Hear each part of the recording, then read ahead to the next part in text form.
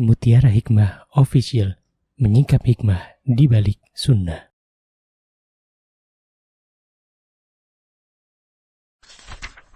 Salurkan donasi terbaik Anda untuk mendukung dakwah Mutiara Hikmah Official. Mari siapkan bekal akhirat kita. Jangan lewatkan kesempatan emas ini. Ayo kita berkontribusi dalam program pembangunan Masjid Mutiara Hikmah yang dibina langsung oleh Ustadz Hanan Yasir MA dan Ustazah Imro'atul Azizah. Raih pahala umroh setara haji dalam program Umroh I'tikaf Ramadan di tahun 2026. Perjalanan penuh makna, bimbingan penuh ilmu bersama Ustadz Hanan Yasir MA dan Ustazah Imro'atul Azizah. Tempat terbatas, daftarkan diri Anda sekarang juga. Jangan lewatkan sensasi umroh full faidah plus daurah fikih hijrah di bulan Syawal tahun 2026 bersama Ustadz Hanan Yasir MA dan Ustazah Imro'atul Azizah. Tempat terbatas, daftarkan diri Anda sekarang juga.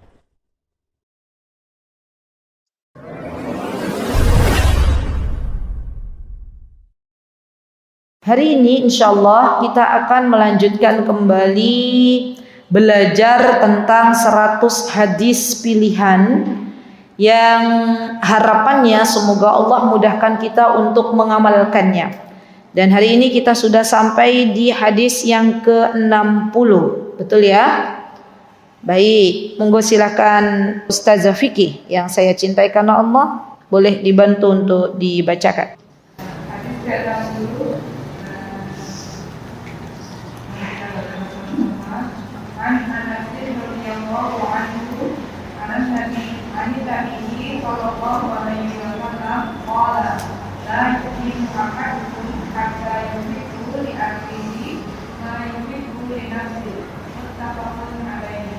Dari Anas radhiyallahu anhu dari Nabi sallallahu alaihi wasallam, beliau bersabda, tidaklah beriman seseorang di antara kalian sehingga dia mencintai saudaranya apa yang dia cintai untuk dirinya sendiri. Masya Allah. Terima kasih. Jazakillahu khair. Barakallahu fi. Teman-teman, ibu-ibu jamaah Majlis Taklim Hasanah yang berbahagia, hadis ini dibawakan oleh Anas bin Malik. Dan Anas bin Malik itu adalah salah satu sahabat yang sangat dekat dengan Rasulullah sallallahu alaihi wasallam. Beliau memiliki kunyah Abu Hamzah. Jadi beliau kunyahnya Anas bin Malik ini namanya adalah Abu Hamzah karena berarti beliau punya anak namanya Hamzah. Dan kita tahu bahwa Anas bin Malik dititipkan oleh ibunda tercintanya yaitu Ummu Sulaim dan ayahanda tercintanya yaitu Talha ya kepada Rasulullah sallallahu alaihi wasallam. Ibunda Ummu Anas atau Ummu Sulaim, beliau adalah seorang yang sangat luar biasa cerdas. Tidaklah menitipkan putra tercintanya kecuali kepada guru yang terbaik yang ada pada zamannya, yaitu baginda Rasulullah sallallahu alaihi wasallam. Dan Anas bin Malik berkhidmat ya atau beliau berada di rumahnya Rasulullah sallallahu alaihi wasallam. Kemudian beliau disebutkan bahwa subhanallah, kata Anas bin Malik, tidaklah aku berada di rumahnya Rasulullah sallallahu alaihi wasallam kecuali Rasulullah sallallahu alaihi wasallam sangat-sangat menyayangi Anas bin Malik. Sampai-sampai beliau berkata, Anas bin Malik berkata, khadamtu Rasulullah sallallahu alaihi wasallam 10 sinin. Kata Anas bin Malik, saya menjadi asistennya Rasulullah SAW, memberikan apa yang Rasulullah SAW butuhkan, yaitu 10 tahun. Subhanallah. Wa ma kullu amrin kama yuhibbu sahibi an yakun. Subhanallah. Dan kata Anas bin Malik, ya, tidak semua pekerjaanku dapat terlaksanakan sesuai dengan keinginan Rasulullah sallallahu alaihi wasallam. Maqala li fiha kata Anas, ketika Anas bin Malik tidak mengerjakan apa-apa yang diperintahkan oleh Rasulullah SAW karena usianya masih kecil kala itu, maka Rasulullah SAW tidak pernah mencelanya. Masya Allah. Baik itu dengan perkataan beliau ataupun dengan perbuatan beliau. Jadi ini menunjukkan bahwa Rasulullah SAW itu sangat memuliakan budak-budaknya, sangat memuliakan para asistennya, sangat memuliakan siapapun yang berada di rumahnya. Sampai-sampai Anas bin Malik mengatakan Rasulullah tidak pernah mengatakan kepadaku wala qala li lima fa'alta hadza. Kata Anas, bahkan Rasulullah SAW itu saking baiknya Rasulullah SAW, sampai-sampai beliau tidak pernah mengatakan kepada Anas, ya Anas, kenapa kamu lakukan ini? Kenapa engkau tidak lakukan itu? Tidak. Ya. Rasulullah menghargai apa yang Anas bin Malik lakukan. Subhanallah. Wa alla fa'alta hadza. Ya, jadi ini pelajaran untuk kita semuanya, teman-teman. Terkadang kita itu punya partner, kita punya karyawan, kita punya asisten, gitu ya. Dan terkadang kita ini banyak mengatur. Gimana? Harus A, harus B, harus C, harus D. Kalau seandainya misalnya karyawan kita melakukan kesalahan, kita ungkit-ungkit kesalahan karyawan kita, ya. Kita berikan kepada karyawan-karyawan kita sanksi yang berat misalnya, ataupun kita mengucapkan sesuatu yang menyakitkan. Dan ini bukan termasuk dari akhlak yang dianjurkan oleh Nabi kita Muhammad SAW. Jadi Rasulullah SAW ya, dengan Anas, beliau Masya Allah sangat mencintai sebagaimana beliau mencintai keluarganya sendiri. Jadi Anas bin Malik ini bukan bagian dari keluarganya Rasulullah, tapi Rasulullah tahu bahwa Anas bin Malik adalah seseorang yang sangat banyak membantu Rasulullah SAW di dalam kehidupan beliau. Maka dari itu Rasulullah SAW Masya Allah menghormati, menghargai Anas bin Malik. Dan inilah sikap yang seharusnya kita tunaikan kepada sesama hamba Allah Subhanahu wa Ta'ala. Baik, apa yang dikatakan oleh Anas? Anas mengatakan, anna Rasulullah sallallahu alaihi wasallam qala. Rasulullah sallallahu alaihi wasallam berkata, la yu'minu ahadukum, tidaklah sempurna keimanan salah seorang dari kalian hatta yuhibba li akhihi ma yuhibbu li nafsihi, sampai kalian memberikan kebaikan untuk saudara kalian sebagaimana diri kita menyukai kebaikan untuk diri kita sendiri. Sebagaimana kita menyukai apa yang kita sukai, maka berikanlah kepada orang lain. Subhanallah, ini kaidah. Ya. Jadi teman-teman, di dalam agama Islam yang mulia ini, Islam mengajarkan bahwa kita sesama muslimah, sesama muslim itu bersaudara. Apa? Bersaudara. Sampai-sampai Rasulullah sallallahu alaihi wasallam beliau pernah bersabda, "Matsalul mu'minina fi tawaddihim wa tarahumihim wa ta'atufihim matsalul jasad. Idza ishtaka minhu 'adwun tada'a lahu sa'irul jasadi bis-sahri wal humma." Kata Rasulullah SAW, perumpamaan antara diri kita dengan saudara kita sesama muslim itu diumpamakan seperti satu tubuh. Ya, kalau ada salah satu tubuh yang sakit, maka yang lain ikut sakit. Jadi gimana maksudnya Ustazah? Hadis ini maksudnya seharusnya kita bisa merasakan apa yang dirasakan oleh saudara kita. Contoh misalnya, pada hari ini saudara kita yang berada di Palestina, ya mereka berada dalam kondisi tidak aman. Mereka dalam kondisi kelaparan. Maka seharusnya kita sebagai orang beriman turut serta ikut merasakannya. Ya, sampai saya itu pernah berjumpa dengan salah satu jamaah akhwat ya. Saking sayangnya ke orang-orang Palestina, beliau itu sejak ada peperangan antara orang-orang Palestina dengan Israel itu ya, sampai-sampai beliau itu nggak selera makan. Ya. Kenapa? Karena membayangkan saudaranya. Kata beliau, bagaimana aku bisa makan dengan enak sedangkan saudara-saudaraku di Palestina tidak bisa makan. Ya, apalagi ada ya kita temukan di beberapa potongan video itu sampai ada kakek-kakek yang mengantri ya untuk mendapatkan makanan, saking lamanya berdiri akhirnya belum dapat makanan sudah meninggal dunia. Jadi kita sebagai orang beriman teman-teman, mari kita bantu membantu, tolong menolong. Ya. Apapun yang Allah Azza wa Jalla berikan kepada kita itu bagian dari nikmat, dan di antara tanda bersyukurnya kita kepada Allah adalah memberikan apa yang Allah telah berikan kepada orang lain. Ya. Kalau misalnya teman-teman menemukan ada donasi untuk Palestina, ya sudah, ya kita berikan. Tidak usah kita merasa nanti gimana ya ini kalau donasinya salah, gitu kan ya. ini gimana ya kalau orang yang kita berikan donasi itu nggak amanah? Ya akhwan, kita melihat dari zahirnya, kita melihat dari yang nampak. Kalau memang kita sudah punya niat pengen memberikan donasi untuk saudara-saudara kita di Palestina, kemudian yang diberikan amanah ternyata tidak amanah, itu bukan urusan kita. Ya, mereka akan bertanggung jawab di hadapan Allah Subhanahu wa taala.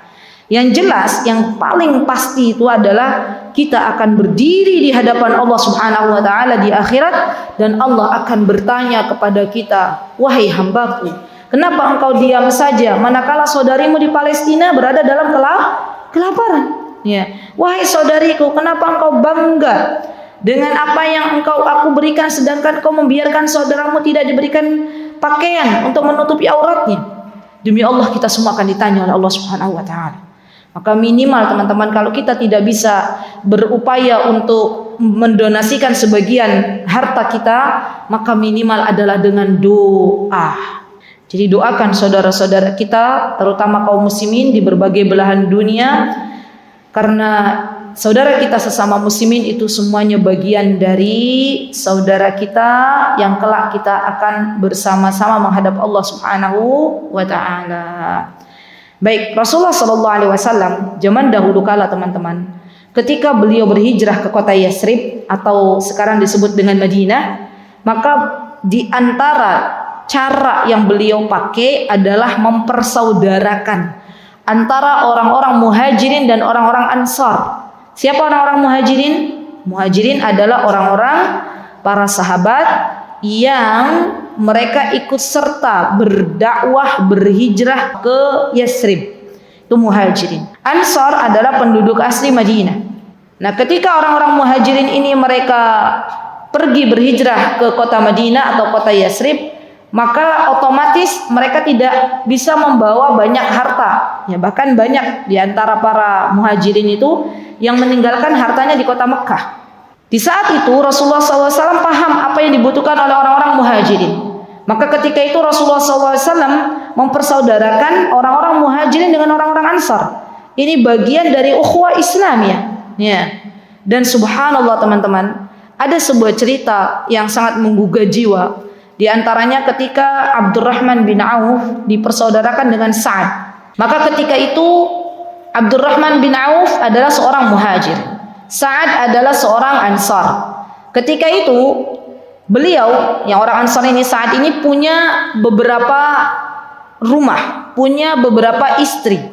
Beliau menawarkan kepada Abdurrahman bin Auf, "Ya Abdurrahman, saudariku, ya, saudaraku yang dari Mekah, ya. Coba boleh kamu pilih rumah mana yang kamu sukai." Masya Allah, rumah mana yang kamu sukai? Kalau kamu mau istri, nanti saya akan ceraikan istri saya dan kamu boleh nikahi. Gitu ya, Masya Allah. Tetapi subhanallah teman-teman, disinilah letak wibawanya orang-orang beriman. Bukan aji mumpung ditawari ngambil, bukan ya. Inilah karakter orang beriman. Ya, mereka punya izzah, punya wibawa. Maka Abdurrahman bin Auf ketika ditawari oleh orang-orang Ansar untuk mengambil beberapa rumahnya, untuk silakan kalau mau istri boleh nanti saya ceraikan. Abdurrahman bin Auf bukan tipe orang yang aji mumpung. Mumpung ada yang memberi, maka beliau bisa mengambil seenaknya. Tapi Abdurrahman bin Auf mengatakan, "Tunjukkan di mana aku pasar." Nah, jadi sikap orang beriman ini begini, ya. Bukan aji mumpung, ya. Abdurrahman bin Auf tahu beliau diberikan kelebihan oleh Allah Subhanahu wa taala, ahli berdagang. Maka beliau bertanya kepada orang Ansar, "Di mana pasar? Aku akan memulai bisnis dari nol kembali." Masya Allah. Dan Masya Allah teman-teman, karena Abdurrahman bin Auf sudah diberikan kelebihan oleh Allah pandai berdagang, maka ketika beliau memulai bisnisnya kembali, Masya Allah berikan kesuksesan. Ya, zaman dulu kala para sahabat itu teman-teman, zaman dulu kala belum ada yang namanya ilmu marketing. Iya enggak? Maksudnya ilmu marketing digital seperti sekarang. Tapi kalau ilmu marketing bagaimana pemasaran sudah ada. Ya, tidak secanggih zaman sekarang. Tapi mereka, kenapa mereka kok seperti Abdurrahman bin Auf ini sukses berdagang? Ya. Khadijah binti Khuwailid, Masya Allah, Allah berikan kesuksesan dalam perdagangannya. Karena mereka menggunakan marketing langit. Mereka banyak ya menyedekahkan keuntungan yang mereka dapatkan dari perdagangan di jalan Allah Subhanahu wa taala.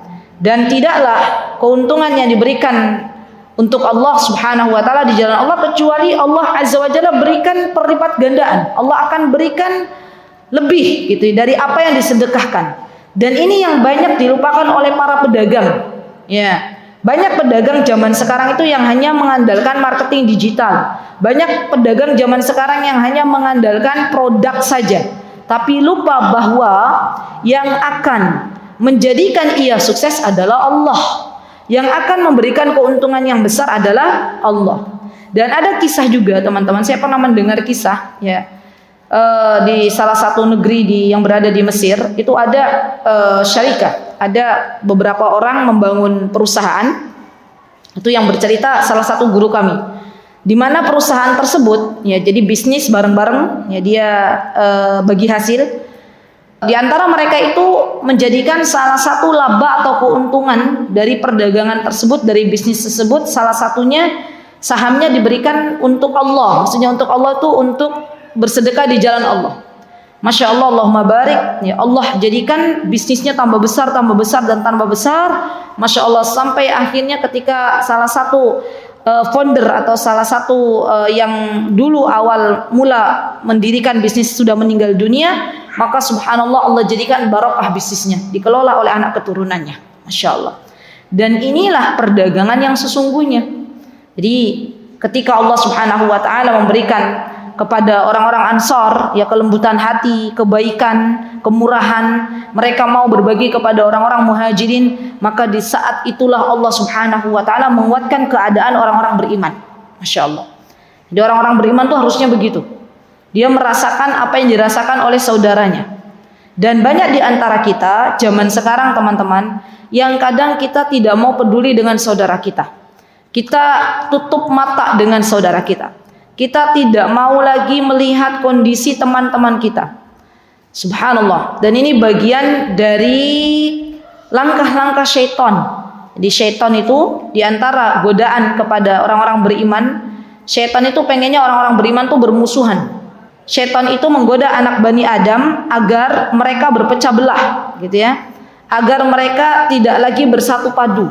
Dan inilah godaan yang diberikan oleh syaitan kepada anak Bani Adam.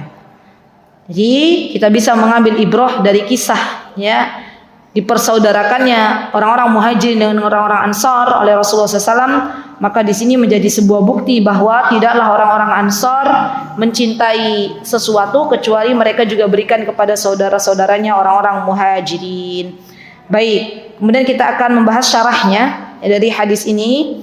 Hadzal hadis aslun 'azimun fi mahabbatil muslimin wan nushi lahum wa itharihim wa muamalatihim kal muamalatin nafs. Hadis ini kata Syekh Utsaimin adalah hadis yang menjelaskan betapa pentingnya mencintai saudara-saudara sesama muslim, saudara-saudara sesama muslimah, ya. Dan betapa pentingnya kita untuk merasakan apa yang kita rasakan, turut serta ingin saudara kita rasakan juga, gitu ya. Dan beliau mengatakan di dalam perkataan la yu'minu ahadukum, tidaklah beriman di antara kalian. Apa yang dimaksud iman di sini? Apakah iman yang dimaksud tidaklah beriman kemudian akhirnya tidak ada iman dan akhirnya keluar dari Islam, atau seperti apa? Maka Syekh mengatakan yang dimaksud la yu'minu ahadukum adalah nafyu li kamalil iman. Nih, perhatikan ibu-ibu, penting bagi kita untuk belajar itu ada guru untuk menjelaskan ini. Kalau kita hanya belajar membaca saja, kita akan membaca tidak beriman salah seorang dari kalian. Mungkin di antara kita ada yang memahami berarti kalau di antara kita tidak memberikan apa yang kita sukai kepada saudara kita, berarti kita sudah keluar dari Islam. Bukan itu maksudnya. Karena kalau pemikiran yang seperti ini adalah pemikiran orang-orang Khawarij. Orang-orang Khawarij adalah salah satu sekte dari bagian ya orang-orang beriman yang sangat melenceng jauh. Dan yang dimaksud la yu'minu ahadukum, iman di sini adalah kurangnya kesempurnaan iman. Jadi tidaklah beriman salah seorang di antara kalian itu tidak mencapai derajat iman yang sempurna. Jadi kesempurnaan iman itu teman-teman ada yang wajib, ada yang sunnah, dan ada yang asal. Ini dulu. Iman itu dibagi menjadi dua dulu, biar mudah untuk kita pahami. Ada yang akarnya, usulnya, pondasinya, ada cabangnya. Iman, al-iman atau iman. Iman itu dibagi jadi dua. Ada yang asal, ada yang furu'. Apa itu asal? Dasar atau asal. Apa itu furu'? Furu' adalah cabang. Nah, asalnya iman itu adalah kalimat la ilaha illallah. Furu'nya iman dibagi jadi dua lagi. Ada yang wajib, ada yang mustahab. Wajib, ada yang sunnah. Oke, nanti saya jelaskan, insyaallah. Baik, di sini iman itu dibagi menjadi dua. Ada yang asal atau akarnya. Kalau kita ibaratkan ya keimanan seseorang itu pohon, maka ada akarnya yang menghujam ke dalam tanah, itu disebut pondasi asal, yaitu kalimat la ilaha illallah. Tidak ada ilah kecuali Allah. Yang kedua, iman itu ada bagiannya yang furu'. Furu' itu adalah cabang-cabang. Dan yang cabang ini dibagi dua lagi. Ada yang wajib, ada yang mustahab. Wajib itu adalah wajib, mustahab itu adalah sunnah. Baik. Yang wajib teman-teman itu contohnya dari amalan far' iman, cabangnya iman yang wajib itu diantara contohnya apa? Cabangnya iman yang wajib. Salat, ya kan? Zakat, apalagi? Yang wajib. Puasa atau saum di bulan Ramadan, apalagi? Haji yang pertama, karena haji itu yang pertama wajib. Yang kedua bukan wajib. Ya. Kemudian apa lagi? Yang wajib berbakti kepada orang tua, itu wajib. Ya. Maka selain kalimat la ilaha illallah, kalau ada kaitannya dengan wajib, maka itu bagian dari cabang iman. Tapi yang wajib. Yang mustahab, yang sunnah, contohnya apa teman-teman? Misalnya salat rawatib, salat qobliyah ba'diyah yang sudah kita bahas kemarin. Ya, ada yang muakkad, ada yang ghairu muakkad. Masih ingat teman-teman? Ada puasa-puasa sunnah atau saum-saum sunnah, saum Senin Kamis, saum Daud. Ya, itu semuanya adalah bagian dari cabang iman yang sunnah atau yang mustahab. Atau umroh. Nah, umroh itu juga bagian dari cabang iman yang sunnah. Apalagi teman-teman? Hanya itu saja. Puasa sunnah sudah tadi. Sedekah bisa wajib. Kalau seorang laki-laki, seorang suami dia menafkahi istrinya itu sedekah. Ya, apalagi? Sedekah sunnah. Ya, sedekah sunnah. Baik, berarti pondasinya teman-teman adalah kalimat la ilaha illallah. Nah, begini. Kalau kalimat la ilaha illallah ini sudah tidak ada pada diri seseorang, ya sudah tidak ada, dia mengatakan bukan Allah yang berhak disembah. Misalnya, ada seseorang yang boleh disembah, ada sesuatu yang boleh disembah selain Allah, maka iman yang ada pada diri seorang hamba sudah hilang, seakar-akarnya sudah nggak ada. Ya. Tetapi kalau yang nggak ada adalah bagian dari cabang atau far', ya, baik itu yang wajib ataupun yang sunnah, tidak ada pada diri seseorang, maka kata para ulama mereka mengatakan bahwa masih ada keimanan, yaitu kalimat la ilaha illallah, tetapi kesempurnaan imannya sudah tidak ada. Gitu ya. Bisa dipahami? Jadi kita tidak boleh teman-teman memudahkan atau bermudah-mudahan untuk mengkafirkan orang lain. Nggak boleh. Selagi dia beriman kepada Allah, mengaku bahwa Allah Subhanahu wa ta'ala adalah Rabb-nya, satu-satunya ilah yang berhak disembah, maka kata para ulama, kita wajib menghukumi orang tersebut sebagai seorang muslim, sebagai seorang muslimah. Nah, beda dengan orang-orang Khawarij. orang-orang Khawarij dan lain sebagainya, mereka akan mudah mengatakan orang yang tidak sepaham dengannya kafir. Ya. Padahal ketika kita mengatakan orang lain kafir itu hati-hati.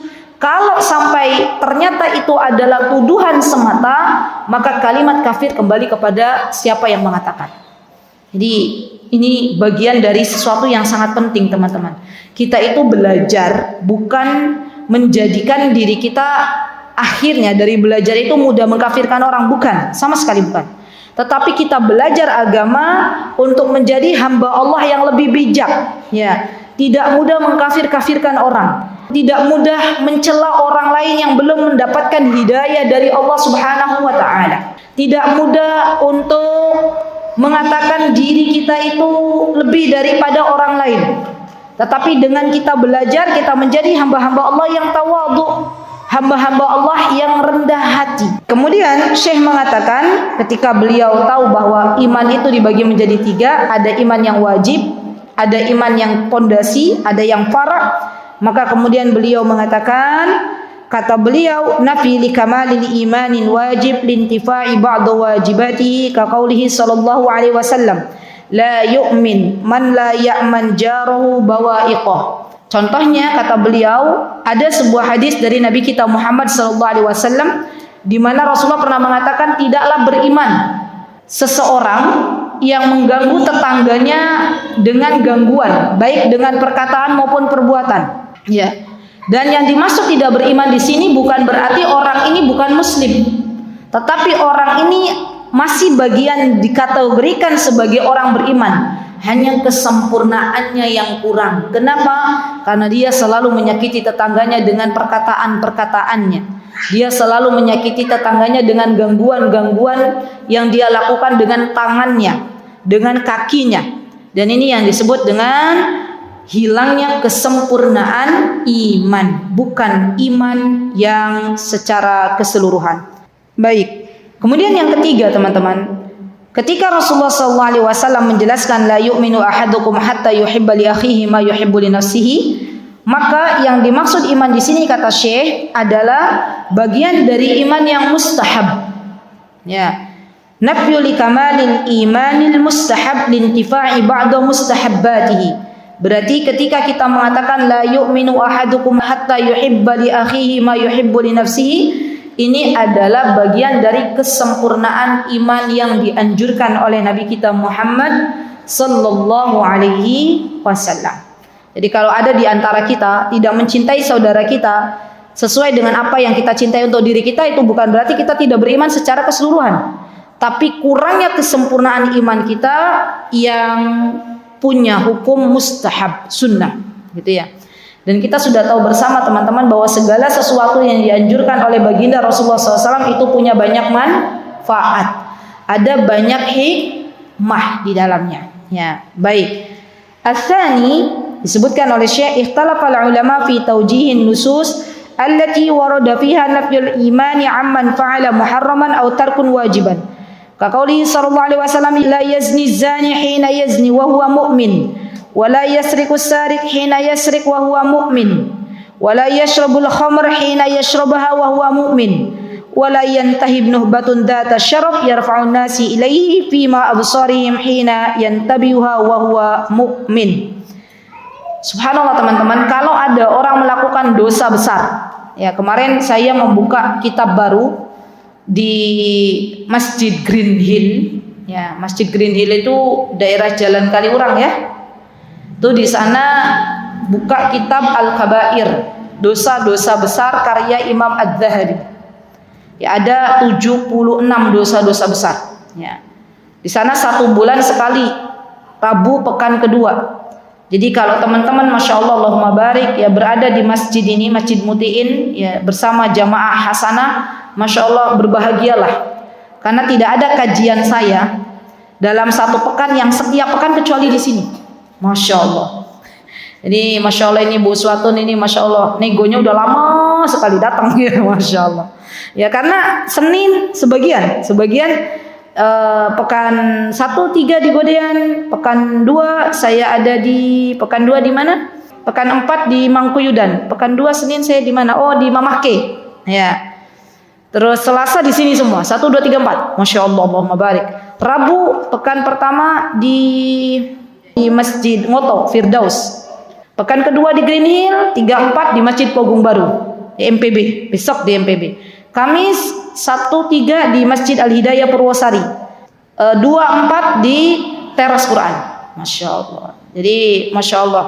Di sini saja Masya Allah hari Selasa 1, 2, 3, 4. Jadi teman-teman Masya Allah lebih cepat menghatamkan kitabnya. Iya enggak? Nah kalau yang lain ya Bu Vicky sebulan sekali, di sini sebulan 4 kali. Masya Allah, Masya Allah. Berarti rezeki dari Allah Subhanahu wa Ta'ala. Baik. Kemudian Rasulullah mengatakan ada dalam sebuah hadis, la yazni az-zani hina yazni wa huwa mu'min. Maksudnya begini, tidaklah disebut orang beriman seorang penzina ketika dia sedang berzina. Maksudnya bagaimana? Apakah seorang penzina itu dia keluar dari Islam? Bukan. Tapi ketika seorang berzina dia sedang melakukan zina, na'udzubillah summa na'udzubillah, semoga Allah Azza wa Jalla jauhkan kita semuanya, anak keturunan kita dari perbuatan zina. Allahumma ighfir lana wa hassin furujana wa tahhir qulubana. Sering-sering didoakan teman-teman, masalah zina ini sudah merebak di zaman sekarang. Doakan anak keturunan kita dengan sebuah doa, Allahumma ighfir lahum wa hassin furujahum wa tahhir qulubahum. Ya Allah, ampunilah dosa-dosa kami, dosa-dosa anak-anak kami, dan jagalah kemaluan-kemaluan kami, kemaluan anak-anak kami, serta sucikanlah ya hati-hati kami dan hati-hati anak keturunan kami. Ya, maka ketika ada seseorang berzina, di waktu dia berzina, maka disinilah dia hilang kesempurnaan imannya. Tapi bukan selamanya dia tidak beriman kepada Allah Subhanahu wa Ta'ala. Baik. Kemudian di sini disebutkan oleh Syekh bahwa kita Ahlus Sunnah wal Jamaah memahami bahwa iman itu yazidu wa yanqus. Kalau kita berbicara masalah iman teman-teman, maka iman itu adalah sesuatu yang harus kita percayai, ya. Itu bisa yazid, keyakinan kita bisa yanqus, ya. Kapan itu yazid? Kapan bertambahnya iman kita? Kalau kita mentaati Allah Subhanahu wa Ta'ala. Kalau kita yakin bahwa Allah itu tidak akan pernah meninggalkan kita. Kalau kita yakin bahwa Allah itu adalah zat yang memberikan rezeki kepada kita. Kalau kita yakin bahwa Allah Subhanahu wa Ta'ala adalah zat yang memberikan kepada hambanya solusi-solusi. Tauhidnya dibenarkan, maka sesungguhnya kita sedang beriman kepada Allah Subhanahu wa Ta'ala dan iman kita akan naik.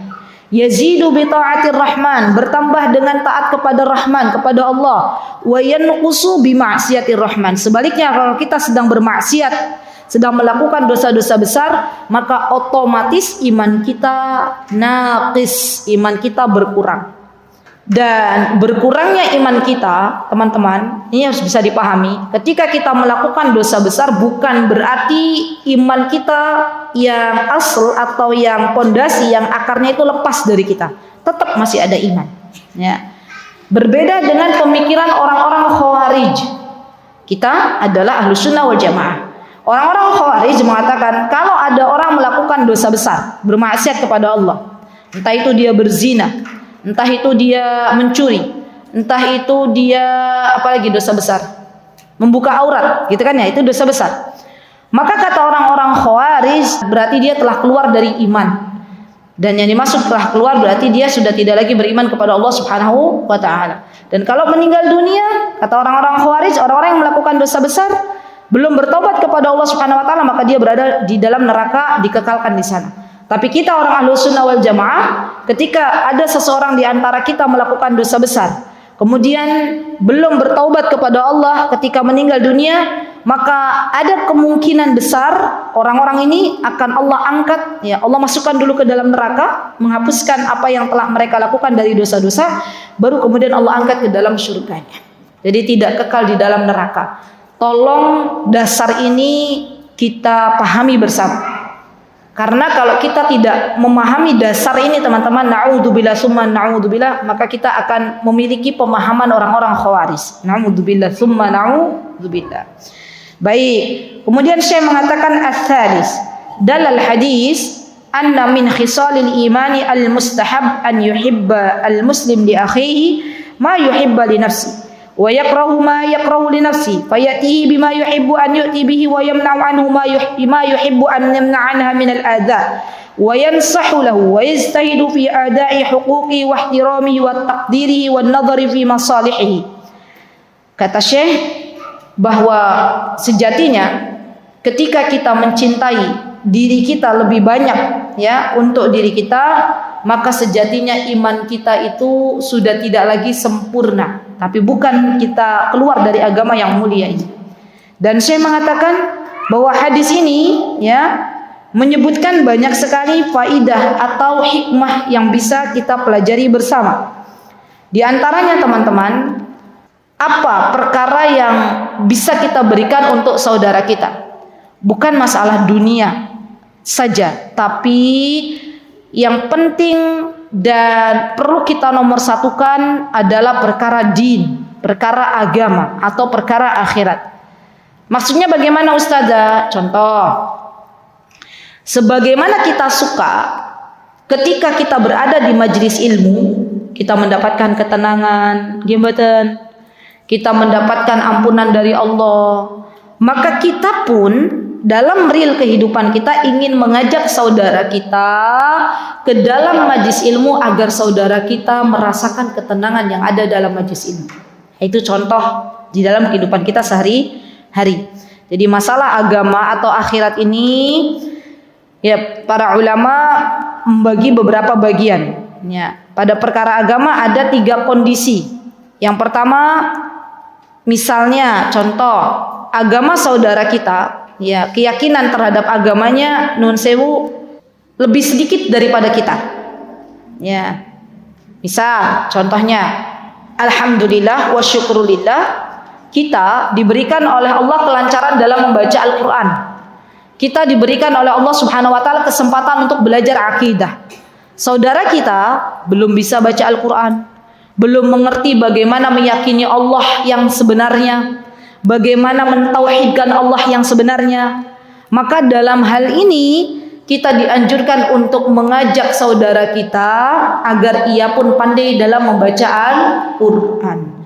Dibukalah halaqah-halaqah tahsin, itu bagian dari mencintai saudara. Ya.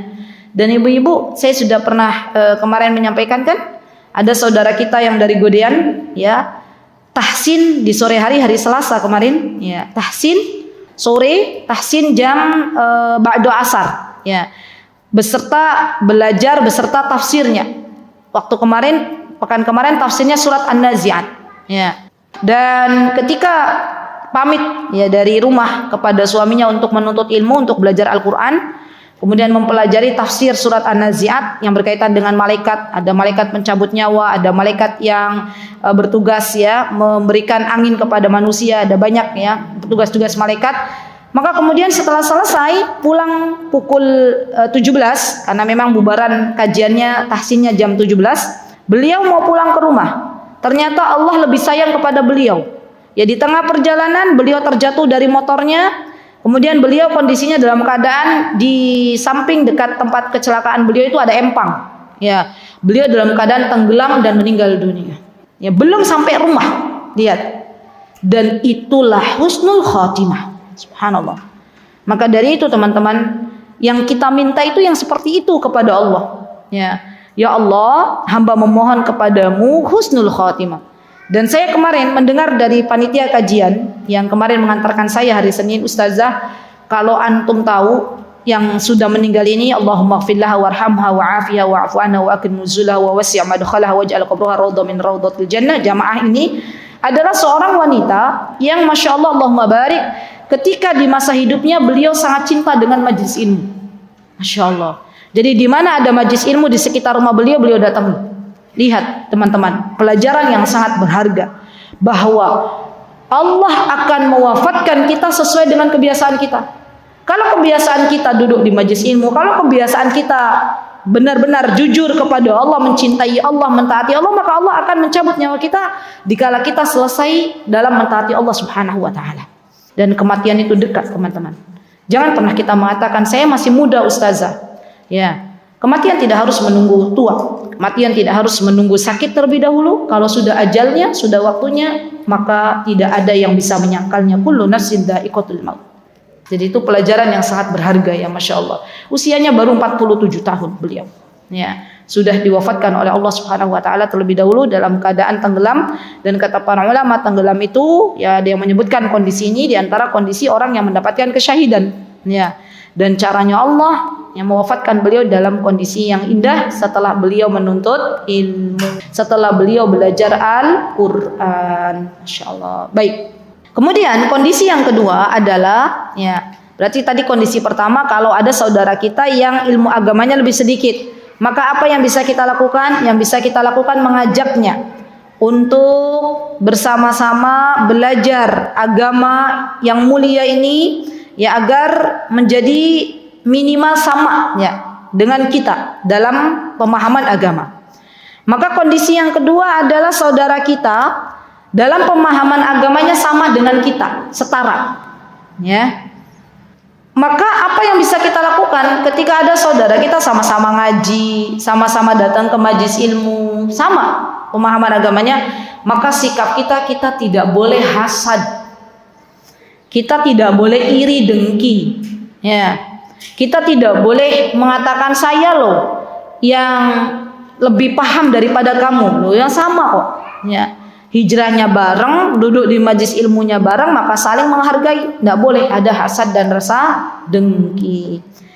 Baik. Kemudian yang ketiga, kondisi yang ketiga, ketika kita melihat saudara kita dalam pemahaman agamanya lebih baik daripada kita, maka apa yang harus kita lakukan? Yang harus kita lakukan adalah belajar kepadanya. Jadi kalau ada saudara kita pemahaman agamanya, Masya Allah, Allah berikan lebih baik daripada kita. Ya, kan sama-sama duduk di majelis ilmu ya teman-teman.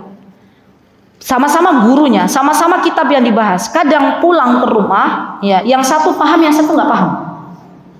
Ada begitu.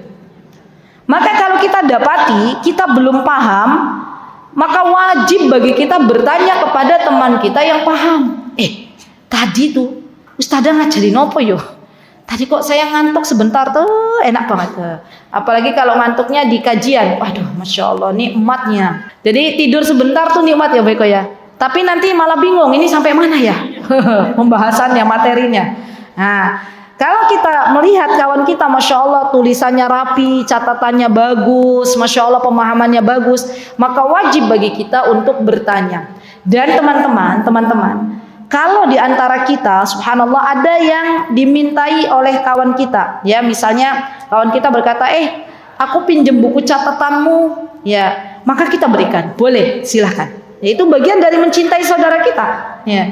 Saya ingat banget zaman dulu kala, waktu kami masih berada di Yaman, ya, guru-guru kami itu kalau ngajar tuh cepatnya luar biasa, ekspres, gitu ya, bahasa Arabnya, ya. Sampai kami zaman dulu kan belum ada rekaman, belum ada secanggih zaman sekarang ya. Saya masih ingat ya, dulu ada kami dari Indonesia itu bawa tip Aiwa itu, tip Aiwa atau tip Aiwa nggak? Kecil recorder, itu juga kami dulu bawa kayaknya. Terus nanti kalau guru kami ngajar itu kami izin, guru Syekho saya izin ini ya rekam gitu. Kita pencet, masih ingat ada kaset itu, nah itu kita pencet, kita rekam. Nah nanti sepulangnya dari majelis ilmu ya kita catat ulang ya. Atau ya misalnya kita punya bestie, Masya Allah, lomba barik, orang Yaman itu kalau nyatat ya ibu-ibu, itu hotnya bukan kayak hot kita yang banyak buletan lama ya. Mereka nulisnya ya. Cuman kadang tulisan mereka nggak bisa dibaca sama kita, sama orang Indonesia, karena hotnya hot model lain. Tapi mereka bisa baca. Ya. Maka kadang kita buka majelis ilmu lagi. Ya setelah syekh selesai, kita sore itu kita kumpul bareng lagi, membahas lagi. Yang orang Arab tadi paham, menjelaskan kepada kita, itu sering kita lakukan begitu. Ya, atau kita saling meminjamkan buku catatan, itu juga kita sering. Ya, jadi teman-teman, itu diantara rasa kita mencintai saudara kita. Kalau saudara kita pemahaman agamanya lebih sedikit, maka wajib bagi kita untuk mengajarkannya.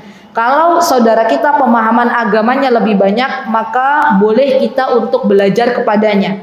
Kalau saudara kita pemahaman agamanya setara dengan kita, maka kita tidak boleh hasad dan dengki, tapi kita saling menghargai. Gitu ya. Baik. Nah, itu dalam hal agama. Sekarang dalam hal dunia, beda ya. Agama dengan dunia itu beda. Atau dalam perkara dunia. Kalau kita melihat saudara kita lebih kaya daripada kita, maka apa yang harus kita lakukan? Ya, kalau kita melihat saudara kita lebih kaya daripada kita, maka kita turut serta bahagia. Jadi kalau kita melihat ada saudara kita diberikan kelebihan harta oleh Allah Subhanahu wa taala, maka yang ada kita turut ikut mendoakannya. Semoga Allah Subhanahu wa taala memberikan keberkahan untuk hartamu. Nah, itu bagus tuh, Masya Allah. Itu bukti rasa cinta kita kepada saudara kita. Ustazah, boleh nggak begini? Masalahnya, kalau kita melihat ada saudara kita lebih kaya, diberikan kelebihan harta oleh Allah, bisa umroh misalnya gitu ya, bisa bersedekah banyak, bisa memfasilitasi majelis ilmu misalnya. Kemudian kita ini ustazah berdoa sama Allah, ya Allah, sebagaimana engkau telah berikan kenikmatan kepada saudaraku, kepada bestiku, kepada temanku, sehingga dia bisa merasakan kelezatan umroh, bisa merasakan kelezatan membagi-bagikan makanan untuk fakir miskin, bisa merasakan kelezatan untuk membangun masjid, ya, karena membangun masjid artinya dia sedang menyiapkan istana di surganya Allah Subhanahu wa taala. Maka ya Allah, ya kita berdoa, sebagaimana engkau telah berikan nikmat tersebut kepada saudara saya, ya Allah berikanlah kepada hamba, ya, agar hamba bisa turut serta membangun masjid, agar hamba bisa turut serta merasakan kelezatan umroh, agar hamba bisa turut serta merasakan kelezatan dalam memberikan makan untuk fakir miskin. Subhanallah. Dan ibu-ibu tahu ada zat di dalam tubuh kita, yaitu zat bahagia. Apa zat bahagia? Yang itu akan muncul kalau kita berbagi. Masya Allah. Maka kita boleh berdoa kepada Allah, dan itu doa waktunya adalah waktu yang mustajab. Kalau kita lihat kenikmatan dunia, ya kenikmatan apapun yang Allah beri kepada orang lain, kemudian kita berdoa, ya Allah sebagaimana engkau berikan kepada fulana ilmu, maka ya Allah berikanlah kepada hamba, maka doanya akan diijabah oleh Allah Subhanahu wa taala. Dan kita lupa untuk mendoakan saudara kita. Jadi kalau kita melihat ya saudara kita diberikan kelebihan harta oleh Allah, diberikan kelebihan dalam masalah-masalah dunia, lebih cantik, lebih glowing wajahnya misalnya, ya, maka kita doakan, nggak boleh hasad. Kita doakan Masya Allah, Allahumma barik, atau barakallahu fiki. Ya, tidak cukup Masya Allah saja, tapi disertai dengan doa barakallahu fiki atau Allahumma barik. Ya. Baik. Yang kedua, kalau saudara kita ternyata ya lebih sedikit hartanya daripada kita dalam bab dunia, apa yang harus kita munculkan perasaan agar kita disebut-sebut oleh Allah Subhanahu wa taala orang yang merasakan mencintai saudara kita? Maka kita bantu saudara kita. Kalau kita melihat ada saudara kita yang membutuhkan, ya, yang nun sewu dunianya lebih sedikit daripada kita, maka sikap kita adalah kita membantu saudara kita untuk menjadi orang yang sukses misalnya, ya, atau kita turut serta membantu saudara kita agar mendapatkan apa yang mereka harapkan, ya, itu sikap kita, ya.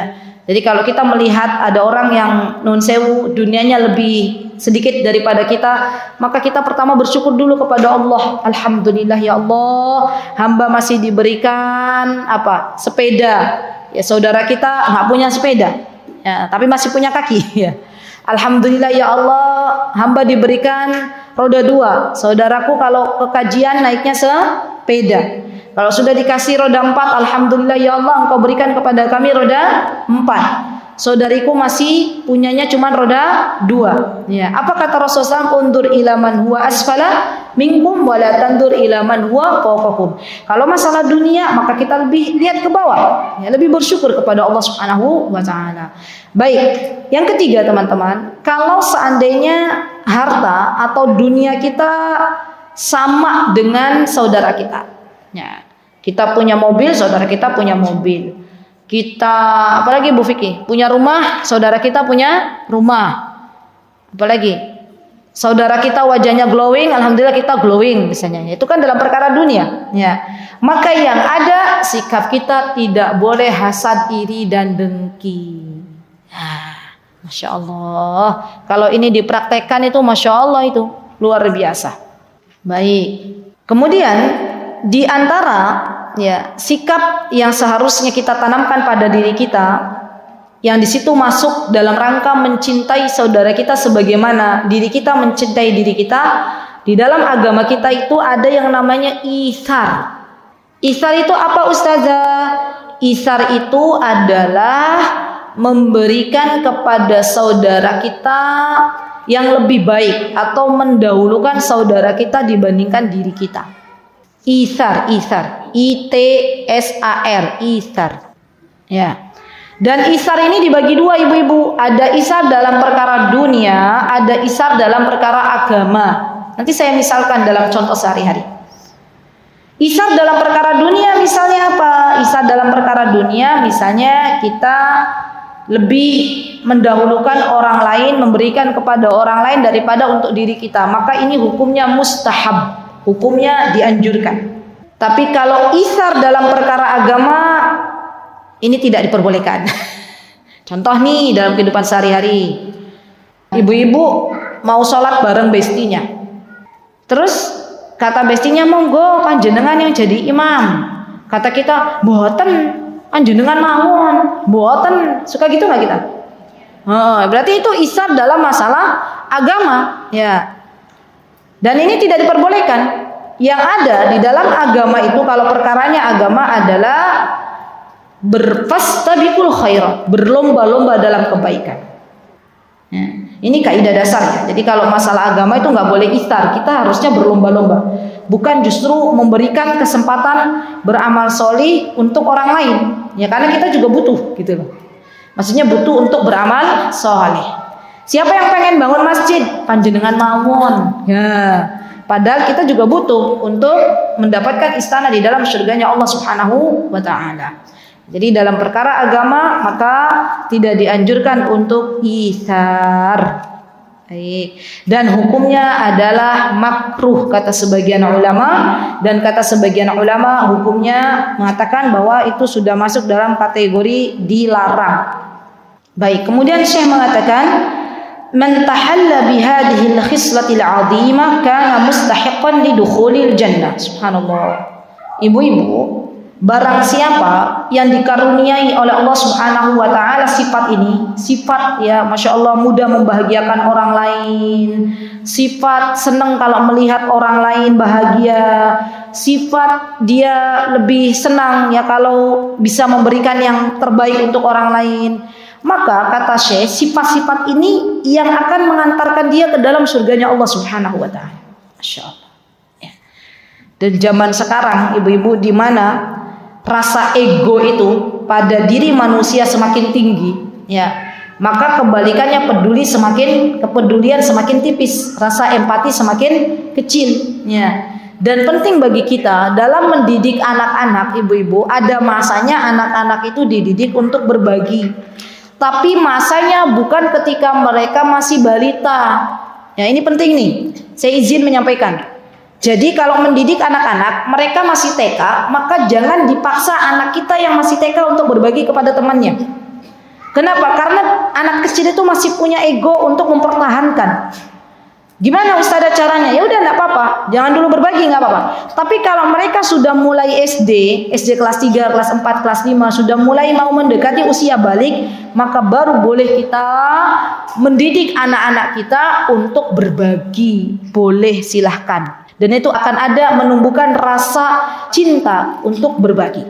Ya. Dan subhanallah teman-teman, kami melihat ya, menyaksikan di antara metode pendidikan orang-orang Arab yang ada di kota Madinah, kotanya Nabi SAW, mereka mendidik anak cucunya ketika anak-anaknya sudah mulai balik, sudah SD, kalau saya lihat usia-usia 9 tahun, Itu kalau Ramadan, ya orang tuanya tuh nganter, ya bawa kurma, bawa makanan-makanan, bawa minuman, dan yang membagi-bagikan tuh bukan orang tuanya, tetapi anak-anaknya disuruh berbagi.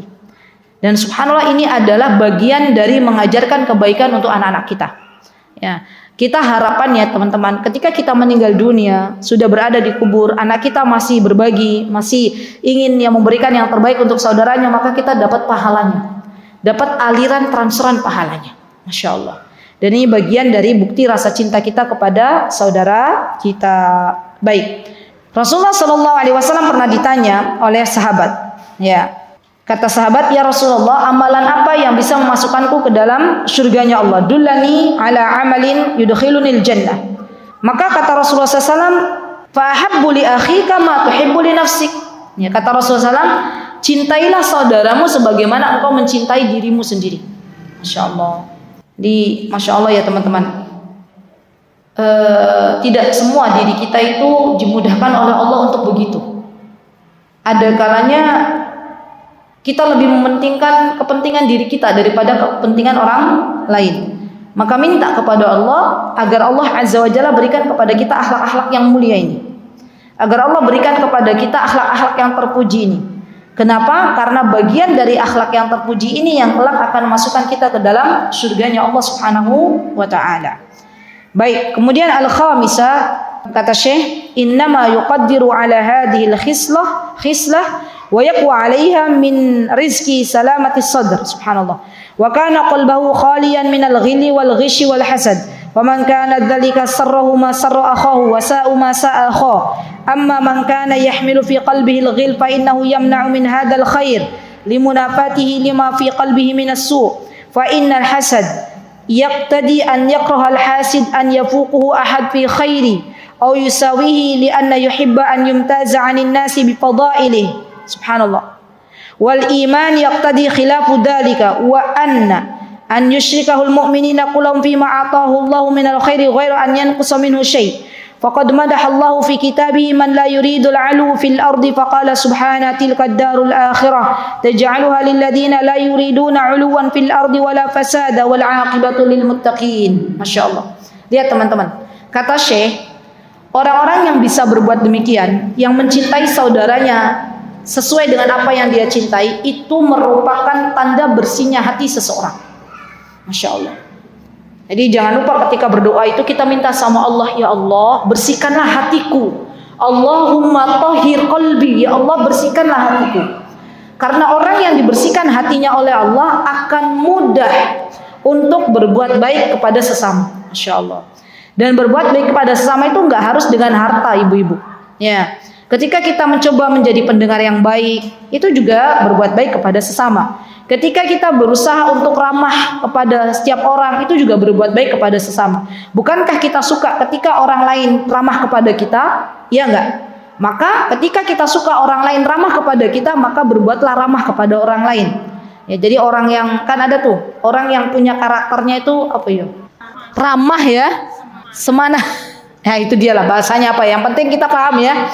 Bahwa orangnya tuh mudah supel gitu, mudah kenal dengan orang lain.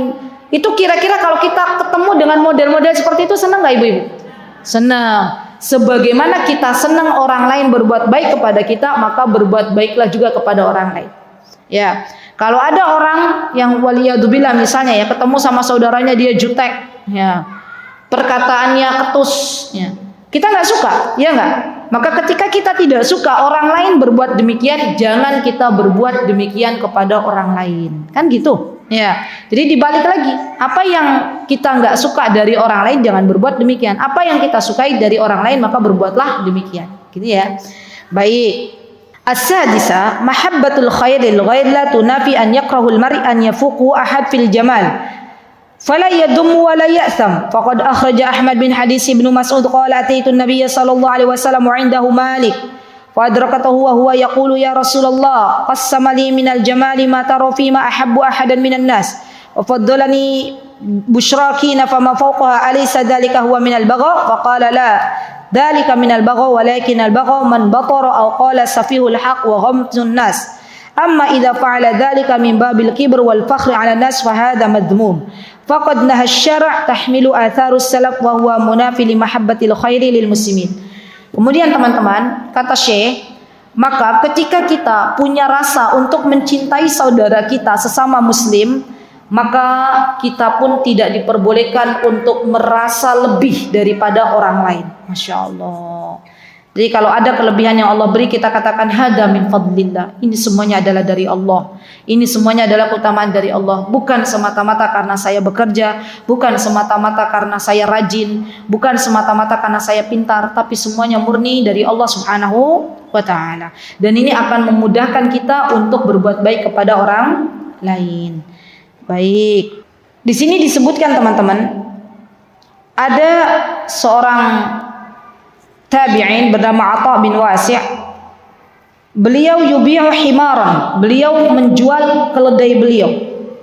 Faqala lahu rajulun, maka ada di antara laki-laki yang mengatakan kepada Atha, wahai Atha, apakah kamu mau keledaimu aku beli? Apakah kamu ridho? Maka Atha mengatakan, kalau kamu mau, kalau kamu senang, boleh silahkan, ya beli keledai. Ini artinya menunjukkan bahwa dia mencintai saudaranya apa yang dia cintai. Masya Allah. Ini persis kemarin kejadian ya, Jidah ya. Kami punya sahabat kami itu, Masya Allah, Allahumma barik, Allah berikan, Masya Allah, kelapangan rezeki oleh Allah Subhanahu Wa Taala. Ya, ketika beliau punya kendaraan bagus, ya, yang menurut kami itu bagus. Ya. Kemudian beliau sudah bosan dengan kendaraannya, ditawarkan kepada Ustadz Hanan, ya, kemudian kata beliau, Ustadz Hanan, kalau kamu suka boleh silakan beli, ya terserah, ya saya harga sekian, mau nggak gitu.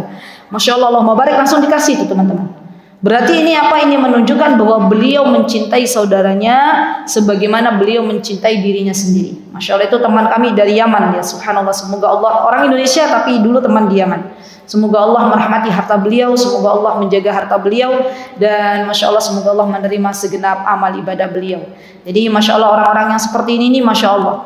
Ibu, kita punya kendaraan, misalnya Bu Eko punya kendaraan yang bagus, ada temannya yang suka, Bu Eko langsung bilang, yaudah kalau kamu suka bawa aja, gitu kan. Itu kan Masya Allah. Jarang kan Bu kita begitu Bu. Kita pengennya yang bagus untuk kita, yang gak bagus untuk orang lain.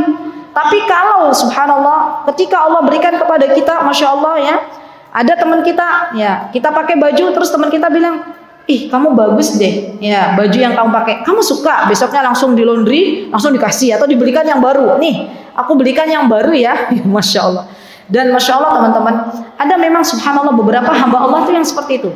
Jadi rasa sensitif, empati kepada orang lainnya tuh tinggi banget gitu, Masya Allah. Dan itu Masya Allah jarang ya orang-orang yang seperti itu. Maka bersyukurlah kepada Allah manakala kita diberikan oleh Allah Subhanahu Wa Taala sifat yang mulia ini. Ya, jadi kalau misalnya kita itu gampang melepas, Masya Allah. Kalau ada orang suka dengan harta kita, teman kita, bestie kita bilang, ih Masya Allah bagus sekali itu apa yang kamu pakai. Besoknya kita bawakan, Masya Allah. Kira-kira senang nggak ibu-ibu punya bestie yang seperti itu? Senang. Tapi kita pernah berbuat baik gak kepada bestie kita? Pernah. Ya kita berdoa sama Allah. Semoga Allah Subhanahu Wa Taala sebagaimana Allah berikan kepada kita bestie yang baik, semoga kita juga ya dimampukan oleh Allah Subhanahu Wa Taala untuk berbuat baik kepada bestie kita. Karena kita pengennya ya persahabatan itu bukan hanya di dunia, tapi persahabatan itu dilanggengkan oleh Allah Subhanahu Wa Taala sampai ke dalam jannahnya. Semoga Allah Subhanahu Wa Taala sebagaimana telah mengumpulkan kita di dalam masjid yang mulia ini, semoga Allah kumpulkan kita kembali di dalam surganya Allah Subhanahu Wa Taala. Amin Allahumma amin. Barakallahu fikunna jami'an. Aqulu qouli hadza wa astaghfirullah li wa lakum wa akhiru da'wana alhamdulillahi rabbil alamin. Wassalamualaikum warahmatullahi wabarakatuh. Mutiara Hikmah Official, menyingkap hikmah di balik sunnah.